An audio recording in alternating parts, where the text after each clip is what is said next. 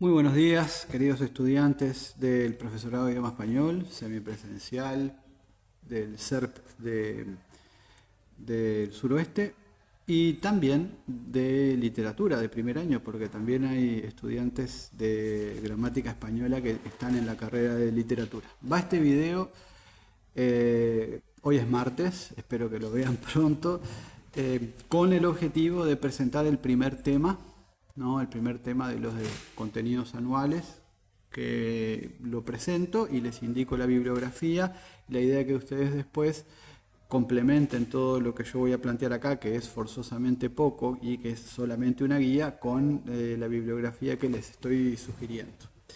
Después tengan presentes que va a ir otro tema, el segundo tema, porque van a ir los dos esta semana, probablemente los dos los envíe hoy, y la semana que viene, o mejor dicho, el viernes de esta semana, fin de la semana, voy a enviar la primera tarea para hacerse a fines de la semana que viene. Creo que el sábado 28 va a ser la entrega de esa primera tarea. Pero vamos por parte, vamos a nuestro primer tema. Ustedes están en una materia que se llama gramática española, ¿sí? Por lo tanto, acá lo que tenemos que ver al principio es qué cosa es la gramática, ¿sí? ¿Qué entiende uno por gramática? ¿Con qué asocia esa palabra? Bueno, esto es todo un universo de sentido que a lo mejor cuando ustedes iban a la escuela tenía un significado y ahora puede llegar a tener otro, ¿no? La gramática, incluso como disciplina, en algún momento dejó totalmente de enseñarse a niveles escolares y a niveles liceales, y se la suplantó por otros niveles de conocimiento que tenían que ver con cuestiones de la lengua, pero no se enseñaba específicamente esta cuestión tan apasionante que es justamente la gramática de nuestra lengua. Entonces, lo primero sería definir qué es una gramática, ¿no? ¿Qué estudia la gramática? ¿Qué cosas, en qué cosas se mueve, ¿no? ¿En qué hay un consenso sobre ella y en qué cosas no hay consenso? ¿Tá? Porque la gramática es hasta el día de hoy algo que produce conocimiento nuevo todo el tiempo, como habíamos hablado la otra vez. Entonces, en realidad, ustedes van a buscar en la bibliografía, pero yo como titulares les digo que la gramática es una sección, digamos, de la lingüística pensada como materia científica a partir de Ferdinand de Saussure, algo que ustedes hablarán en el curso de lingüística, me imagino. Pero la gramática es una de las partes que componen la lingüística y a su vez está compuesta por partes, ¿no? Por ejemplo, la gramática se ocupa de cómo se forman las palabras. A esa disciplina que estudia la formación de las palabras le llamamos morfología, que justamente la morfología quiere decir el conocimiento de la forma, ¿no? Una vez que la palabra está formada, pongamos por caso una palabra, aburrimiento. Si ustedes van a buscar la palabra aburrimiento al diccionario, va a decir algo así como acción y efecto de aburrirse. Sufrimiento, acción y efecto de sufrir. Padecimiento, acción y efecto de padecer, etc.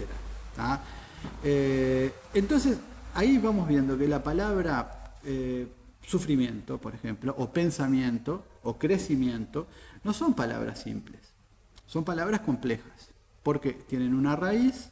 Por ejemplo, en crecimiento, la raíz que tomamos como, o mejor dicho, el morfema léxico. Bueno, vamos a ver después cómo se desarrollan todos estos criterios, pero pongamos por caso que de donde partimos es del verbo crecer. Para llegar a crecimiento tenemos que agregar un morfema, ¿no? El morfema miento, que es el de acción y efecto de crecer. Eso quiere decir que, por ejemplo, crecer pueda ser considerada una palabra simple, pero crecimiento deba ser considerada una palabra compleja. Lo mismo ocurre con otras palabras como, por ejemplo, sol, ¿no? Me gusta el sol, y solar. Voy a usar pantalla solar, donde sol es un sustantivo y es una palabra simple, y solar es un adjetivo formado a partir de la raíz de la palabra sol, ¿no? Entonces fíjense que la morfología se ocupa de eso, pero también se ocupa de la información. Ese es un tipo de morfología, digamos, la morfología que conocemos como derivativa. Y después también se ocupa la morfología de la flexión. La flexión es la morfología flexiva, es aquella que se va a ocupar no de cómo se forman palabras unas de otras, sino de la información que cargamos al final de las palabras, ¿no? Por ejemplo, en un verbo conjugado. Yo tengo el verbo comer, ¿no? Yo digo comer, ahí no hay mucha información. Pero si digo comí, hay muchísima información. Hay información de modo, tiempo, persona, número y aspecto. Es decir, 5 o 4 segmentos de información que en una mínima variación de la palabra están presentes y me informan que comí es modo indicativo, tiempo pretérito perfecto, ¿no? Persona primera, es decir, se incluye al hablante, y número singular, es decir, primera persona del singular, yo. Toda esa información, y que además es un acto terminado, ese es el aspecto léxico de la palabra comí, ¿no? Entonces fíjense, o es un verbo terminativo, bueno, eso iremos viendo en el correr del tiempo, pero ¿dónde está toda esa información? Solamente en la diferencia entre comer y comí, ¿no? Por lo tanto, fíjense toda la información que se le carga a las palabras. Y a su vez, la otra morfología que hablamos antes, la de crecimiento, cómo es que unas palabras derivan de otras. La gramática se compone, una de las cosas que estudia es la morfología. Una vez que nosotros tenemos la palabra compuesta, la gramática también estudia cómo esa palabra se combina con las otras palabras que existen, ¿no?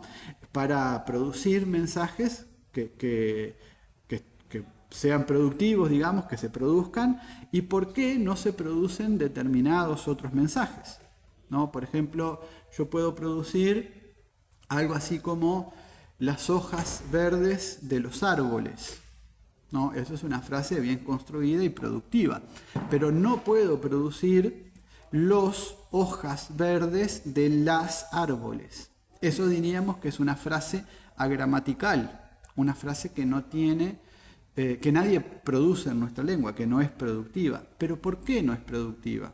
Bueno, eso lo estudia la sintaxis, y en la sintaxis, por ejemplo, entran conceptos como el de la concordancia, que también está presente en la morfología, por supuesto, sobre todo en la morfología verbal y en la morfología de género y número, pero que, por supuesto, es uno de los temas de estudio de la sintaxis, que es uno de los componentes de la gramática. Y después viene la relación que tienen estas cosas con la semántica, es decir, con el universo de los significados, ¿no? Fíjense y anótense por ahí esta frase que les voy a dejar. Son dos frases en realidad, ¿no? Dos frases muy sencillas. Quiero comprar un buzo, ¿no? Anótenla por ahí. Y quiero contratar un buzo, ¿no? Bueno, ahí tenemos una relación, estamos en el campo de los significados, ¿no? ¿De qué se tratará, o mejor dicho, qué será ese uso que quiero comprar y qué será ese uso que quiero contratar? Bueno, evidentemente ustedes pueden pensar perfectamente que el buzo que se quiere comprar es un buzo de lana o un buzo, la prenda de vestir, digamos. Pero el buzo que se quiere contratar es una persona, porque evidentemente no se puede contratar una prenda de vestir, porque contratar implica dos partes que sean animadas, que sean racionales, etcétera, etcétera, como por ejemplo dos personas. Eso quiere decir que la palabra buzo, y esta es una pregunta que les dejo, ¿es la misma palabra en una y otra oración? ¿No? Cuando digo quiero comprar un buzo o quiero contratar un buzo, ¿buzo es la misma palabra? Esa sería mi pregunta. Bueno, hay como formas de discutir esto. Alguien puede decir, bueno, es la misma palabra con diferente definición, y otro puede decir, bueno, pero si tiene diferente definición, si tiene diferente significado, resulta que uno de los componentes del signo lingüístico es distinto, por lo tanto debe ser distinta palabra. Bueno, la cuestión es que el diccionario, en todo caso, y prescindiendo de estas polémicas, el diccionario lo que va a hacer es reunir todos los significados posibles de la palabra uso. Y entonces ahora yo les pediría a ustedes que fueran al diccionario, ¿no? Siempre el diccionario de la lengua española, mejor en versión papel, bueno, si no tienen el diccionario ahí en formato digital, y que buscaran la palabra uso.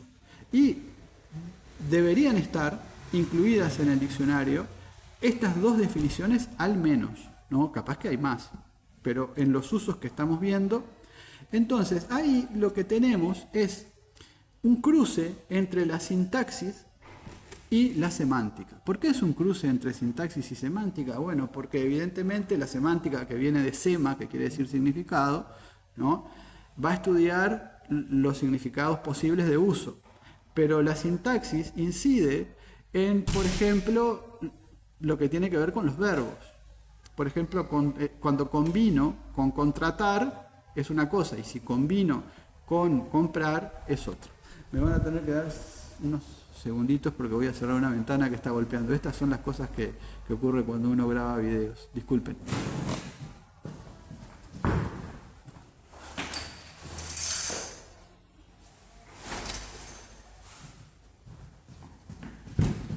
Bueno, y ustedes pueden aprovechar este tiempito para ir pensando. Sigo con el video que tiene que ver con qué es la gramática. De las cosas que componen la gramática, acá tenemos varios elementos. Ustedes tienen que seguir investigando en la bibliografía. Para investigar esto, les recomiendo, por supuesto, el glosario de términos gramaticales que está en internet de la Real Academia Española. La nueva gramática de la lengua española. Habría que leer la nueva gramática si la tienen en el tomo de Morfología y Sintaxis 1. Si la tienen en el formato, si van al instituto o van al SERP, esto tiene que estar, ¿tá?, los dos tomos. Hay más tomos también porque también se ocupa de la fonología, pero en el tomo de Morfología y Sintaxis 1, ahí lo van a encontrar.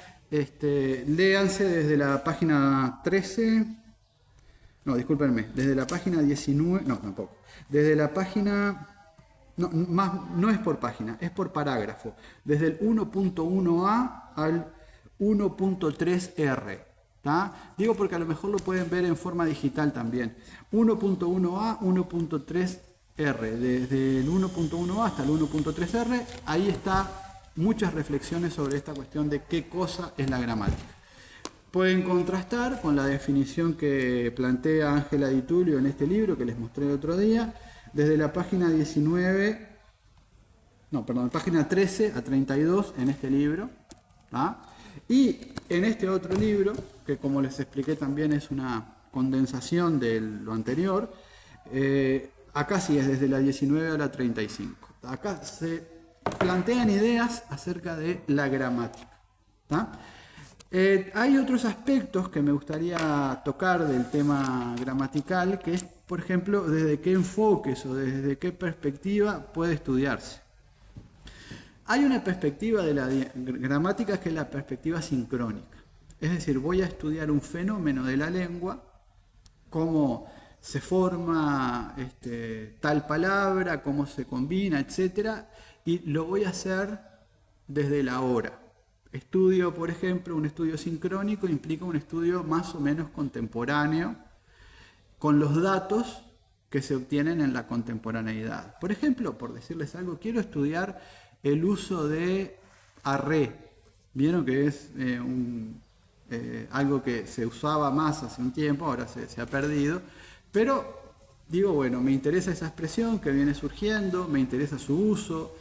Se usa más o menos como, por ejemplo, algo así: estuvo buenísima la clase, y el otro adolescente, el otro joven, porque está localizado más o menos en la juventud, dice arre, como diciendo no fue tan entretenida, etcétera, etcétera, con ese posible significado. Bueno, cómo surgió o cómo ha surgido, quiénes lo usan, etcétera. Cuando yo hago todo ese estudio, estoy estudiando un tema sincrónico, de forma sincrónica, porque lo estudio a nivel contemporáneo. Entonces veo que hay unos grupos que lo usan, otros grupos que no lo usan, trato de interpretar qué componen a esa expresión, ¿no?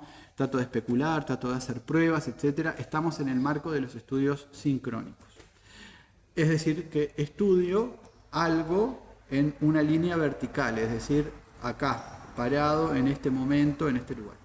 Ahora, cuando quiero estudiar un fenómeno de la lengua en el tiempo, es decir, por ejemplo, cómo fue cambiando tal o cual verbo a lo largo de los siglos, ahí sí tengo que contar con una línea temporal horizontal y hacer cortes, ¿no? Es decir, bueno, estoy estudiando ahora este fenómeno en el año 1800, el mismo fenómeno en el año 2000 y el mismo fenómeno en el año 1600.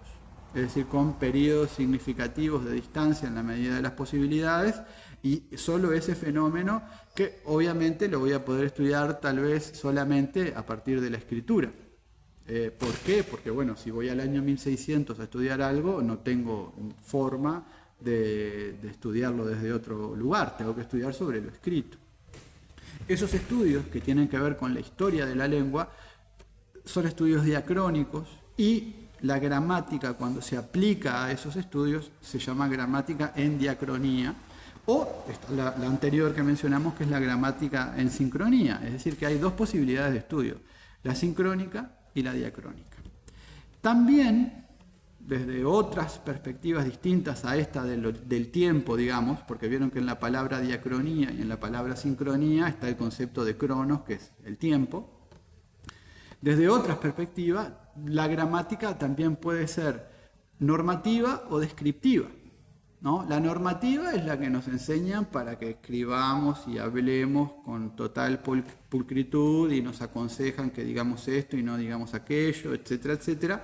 Por ejemplo, nos dicen, no digan hubieron problemas, digan hubo problemas, ¿no? Eso es gramática normativa, nos están indicando qué debemos o cómo sería un comportamiento válido, digamos, que nos acercara a un nivel culto de la lengua, etcétera, etcétera.